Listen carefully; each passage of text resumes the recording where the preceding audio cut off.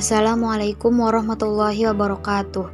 Kami dari kelompok 3 akan mempresentasikan materi tentang lingkungan eksternal dan internal sekolah. Tugas kelompok mata kuliah Administrasi Pendidikan Islam. Apa itu faktor eksternal dan internal di sekolah? Faktor internal adalah segala faktor yang berasal dari siswa. Di antaranya faktor jasmania dan psikologis. Sedangkan faktor eksternal adalah faktor dari luar diri siswa, di antaranya lingkungan keluarga, sekolah, dan masyarakat yang mempengaruhi proses belajar seorang siswa. Faktor-faktor internal yang mempengaruhi belajar mencangkup 1. Metode mengajar adalah suatu cara atau jalan yang harus dilalui dalam mengajar. Metode mengajar dapat mempengaruhi belajar siswa. Metode mengajar guru yang kurang baik akan mempengaruhi belajar siswa yang tidak baik pula. Agar siswa dapat belajar dengan baik, maka metode mengajar harus diusahakan yang tepat, efisien, dan efektif. Yang kedua ada kurikulum. Kurikulum diartikan sebagai sejumlah kegiatan yang diberikan kepada siswa. Kegiatan itu sebagian besar adalah menyajikan bahan pelajaran agar siswa menerima, menguasai, dan mengembangkan bahan pelajaran itu. Kurikulum yang kurang baik akan berpengaruh tidak baik pula terhadap belajar. 3. Relasi guru dengan siswa. Proses belajar mengajar terjadi antara guru dengan siswa. Proses ini dipengaruhi oleh relasi di dalam proses tersebut. Relasi guru dengan siswa baik membuat siswa akan menyukai gurunya, juga akan menyukai mata pelajaran yang diberikannya sehingga siswa berusaha mempelajari sebaik-baiknya. Guru yang kurang berinteraksi dengan siswa dengan baik menyebabkan proses belajar mengajar itu kurang baik. 4. Relasi siswa dengan siswa. Menciptakan relasi yang baik antar siswa akan memberikan pengaruh positif terhadap belajar siswa. Oleh karena itu, sangat pentingnya menciptakan relasi yang baik antar siswa. Karena jika tidak terciptanya relasi yang baik antar siswa, maka akan mempengaruhi dan memberikan pengaruh yang tidak baik pula terhadap proses belajar siswa. 5. Disiplin sekolah. Kedisiplinan sekolah sangat erat kaitannya dengan kerajinan siswa dalam sekolah dan belajar. Kedisiplinan sekolah mencakup kedisiplinan guru dalam mengajar, pegawai sekolah dalam bekerja, kepala sekolah dalam mengelola sekolah, dan BP dalam memberikan layanan. Seluruh staf sekolah yang mengikuti tata tertib dan bekerja dengan disiplin membuat siswa disiplin pula. Dalam proses belajar, disiplin sangat dibutuhkan untuk mengembangkan motivasi yang kuat. Agar siswa belajar lebih maju, maka harus disiplin di dalam belajar, baik itu di sekolah maupun di rumah. 6. Alat pelajaran. Alat pelajaran juga sangat erat hubungannya dengan cara belajar siswa, karena alat pelajaran tersebut dipakai siswa untuk menerima bahan pelajaran dan dipakai guru di saat waktu mengajar. Alat pelajaran yang lengkap dan tepat akan mempercepat penerimaan bahan pelajaran. Jika siswa mudah menerima pelajaran dan dapat menguasainya, belajar akan lebih giat dan lebih maju. Mengusahakan alat pelajaran yang baik dan lengkap sangat dibutuhkan guna memperlancar kegiatan belajar mengajar. 7. Waktu sekolah. Waktu sekolah adalah waktu terjadinya proses belajar mengajar di sekolah. Waktu sekolah akan mempengaruhi belajar seorang siswa. Memilih waktu sekolah yang tepat akan memberikan pengaruh yang positif terhadap belajar. Contohnya saja seperti sekolah di pagi hari. Adalah waktu yang paling tepat, di mana pada saat itu pikiran kita masih segar dan kondisi jasmani juga masih dalam keadaan baik. Jenis faktor eksternal yang mempengaruhi belajar siswa yaitu ada 2 macam, faktor lingkungan sosial dan faktor lingkungan non-sosial. Faktor lingkungan sosial terdiri dari 3 macam. Pertama, keluarga.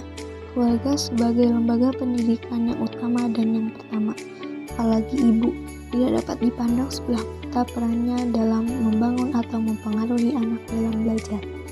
Kondisi lingkungan keluarga yang sangat menentukan keberhasilan belajar seorang anak. Orang tua sebagai orang yang sangat dekat dengan anak akan sangat menentukan cara atau prestasi belajar anak. Perhatian dan respon yang ditunjukkan orang tua turut menentukan cara belajar anak. Orang tua yang tidak acuh akan menyebabkan anak merasa tidak termotivasi untuk belajar dan sebaliknya. Anak yang senantiasa diperhatikan oleh orang tua, disediakan keperluan-keperluan yang dibutuhkan untuk belajar anak, akan menaruh minat dan perhatian yang lebih besar terhadap pelajaran dan belajarnya. Sikap orang tua yang tidak baik akan mempengaruhi sikap anak. Oleh karena itu, dikatakan lebih baik memberi contoh melalui sikap atau perbuatan daripada kata-kata. Suasana rumah juga adalah salah satu faktor dalam belajar anak yang sering terjadi di dalam keluarga, di mana anak berada dan belajar. Rumah yang tegang, ribut, dan sering terjadi cekcok akan menyebabkan anak menjadi bosan di rumah, suka keluar rumah. Akibatnya, belajar menjadi kacau. Agar anak dapat belajar dengan baik, perlu menciptakan suasana rumah yang tenang, tentram. Di dalam rumah yang tenang, tentram, dan nyaman, anak akan dapat belajar dengan baik. Keadaan ekonomi juga ada hubungannya dengan belajar anak. Anak yang sedang belajar selain harus terpenuhi kebutuhan pokok seperti makan dan pakaian, juga membutuhkan fasilitas belajar seperti ruang belajar, buku, pensil, dan lain-lain. Fasilitas belajar ini hanya dapat dipenuhi jika keluarga memiliki cukup uang. Sekolah, lingkungan sosial sekolah seperti para guru, para staf administrasi, dan teman-teman sekelas dapat mempengaruhi semangat belajar seorang siswa. Dan guru juga mengganti orang tua di rumah. Para guru yang selalu menunjukkan sikap dan perilaku yang baik, simpati, dan memperhatikan suri teladan yang baik dan rajin khususnya dalam hal belajar akan memotivasi anak dalam hal belajar juga. Masyarakat, faktor masyarakat dalam pembahasan ini meliputi mass media, teman bergaul, serta bentuk lain kehidupan masyarakat. Kegiatan siswa dalam masyarakat pada dasarnya akan memberikan dampak positif dalam perkembangan selanjutnya.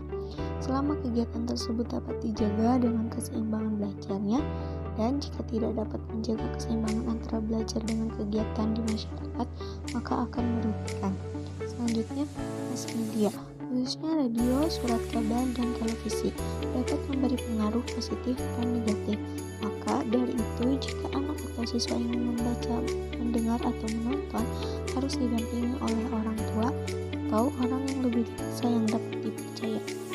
Teman bergaul juga sebaiknya mendapat pengawasan dan pengarahan dari orang tua agar tidak mempengaruhi sifat anak menjadi negatif atau buruk. Lingkungan di sekitar siswa juga berpengaruh terhadap belajar siswa.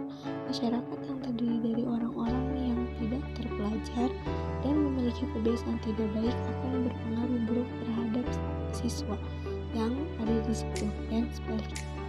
Nah, pada kesempatan kali ini saya akan menjelaskan tentang bagian daripada faktor lingkungan non-sosial. Nah, faktor yang dimaksud dengan faktor lingkungan non-sosial ini adalah faktor-faktor yang mana meliputi daripada bagian yang seperti benda-benda mati gitu. Bukan sebagai makhluk sosial. Jadi tempat untuk bersosialisasi tersebut begitu. Jadi seperti misalnya rumah tempat tinggal keluarga siswa, alat-alat belajar, keadaan cuaca, dan apapun sesuatu faktor-faktor lingkungan yang non sosial ya, yang berpengaruh dan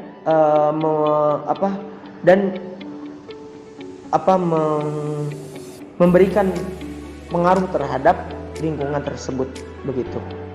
Cukup sekian pemaparan materi dari kelompok kami. Kurang lebihnya mohon dimaafkan. Wassalamualaikum warahmatullahi wabarakatuh.